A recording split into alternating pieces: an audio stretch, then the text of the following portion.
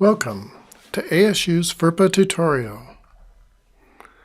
This presentation will show you how ASU manages student information and complies with the Federal Family Educational Rights and Privacy Act. You can view captions of this narration by using the controls at the bottom of the screen. There is a transcript available in the Blackboard course. Some of our slides have plenty of text on them. Please feel free to use the controls at the bottom of the screen to pause the narration if you need more time. What is FERPA?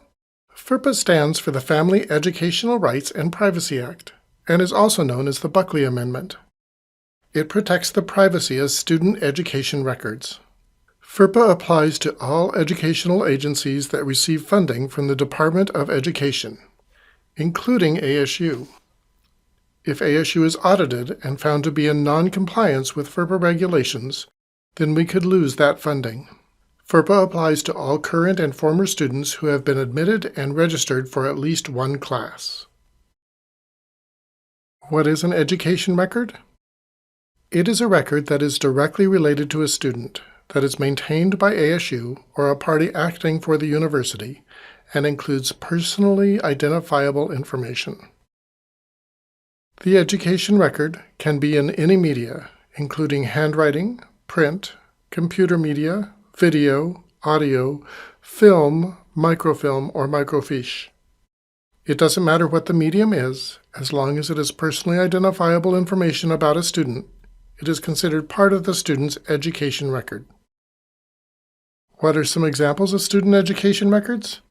Anything that is about the student that is maintained by ASU. So, transcripts, grades, test scores, evaluations, class schedules, financial aid records, tuition, fees, billing. All of that information, even websites that a student visits on an ASU computer. Letters of recommendation and reprimand are also educational records. Some things are not education records, including things like law enforcement records that are kept for law enforcement purposes, alumni records, and records that are kept in the sole possession of the maker and not shared with anyone. These do not fall under the FERPA guidelines. Students have some rights with respect to their education records. They have the right to inspect and review their education records.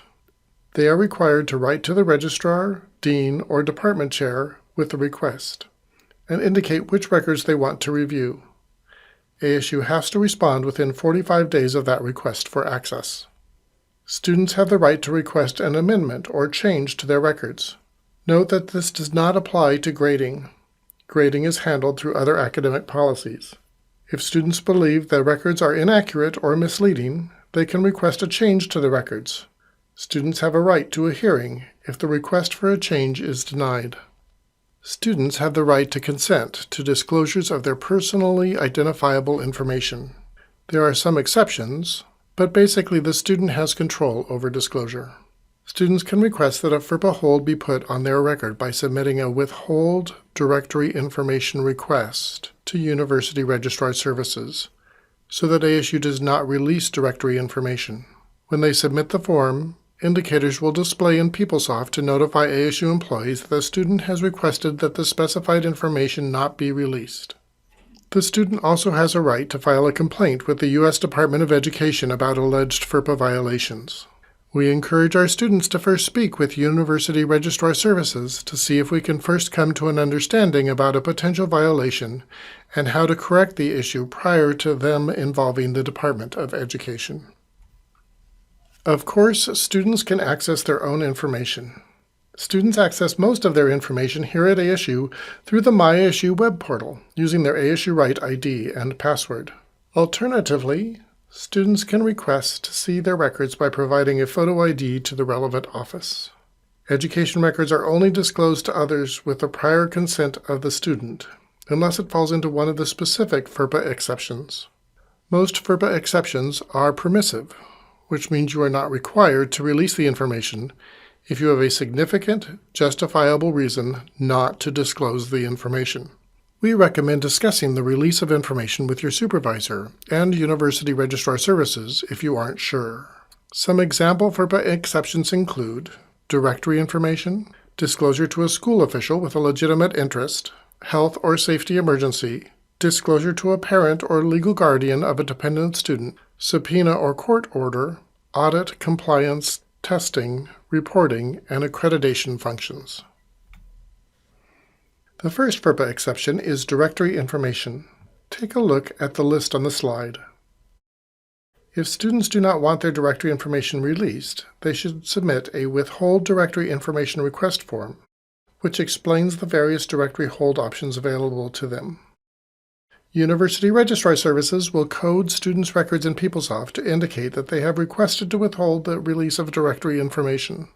A window shade icon displays on the PeopleSoft records of students who have submitted a Withhold Directory Information Request form. Click on the icon to display information about students' wishes.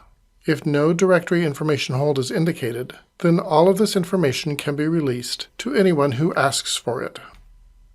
The school official exception is the most commonly used exception at ASU and is one you should understand thoroughly.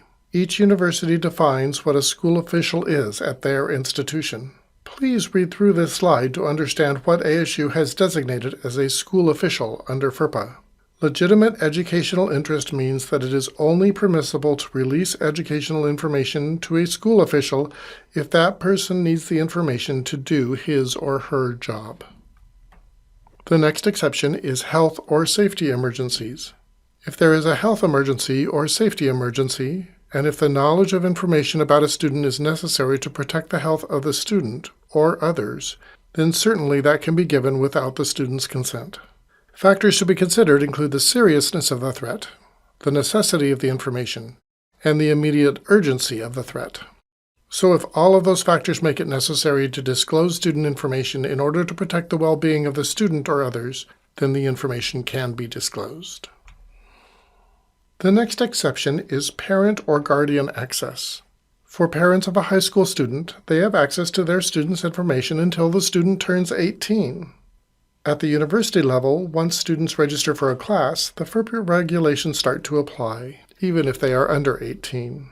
Now, a parent or legal guardian can gain access to that information by submitting a notarized affidavit of dependency that demonstrates that the student is dependent for income tax purposes. ASU prefers that the student just tell the parents about the information that the parent wants to know.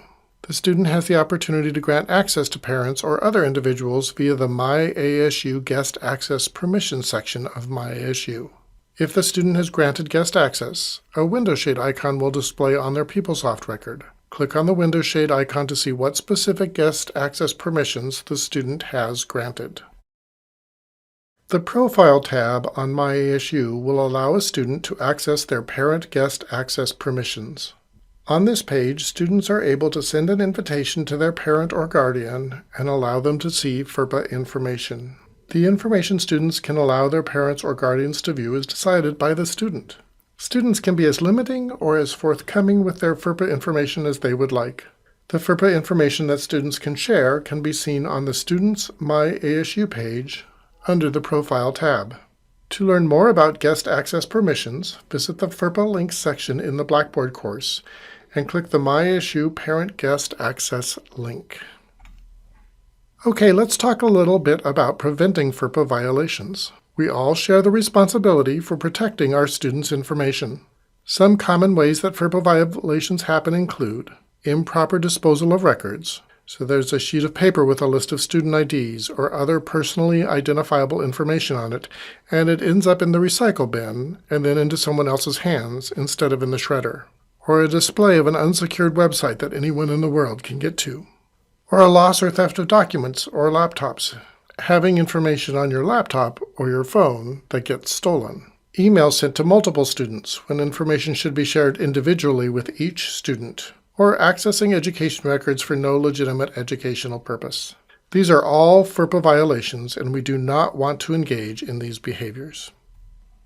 If you're in the unfortunate circumstance of having a FERPA violation, then department staff or faculty who experience that loss, theft, or disclosure of information are required to notify the police in case of theft, the individual student who is affected, University Registrar Services, and the Office of General Counsel. Affected departments are required to develop procedures to avoid future loss, theft, or inappropriate disclosure. See SSM Policy 107-02 for more details on the steps for reporting violations. There are a couple of resources available to you.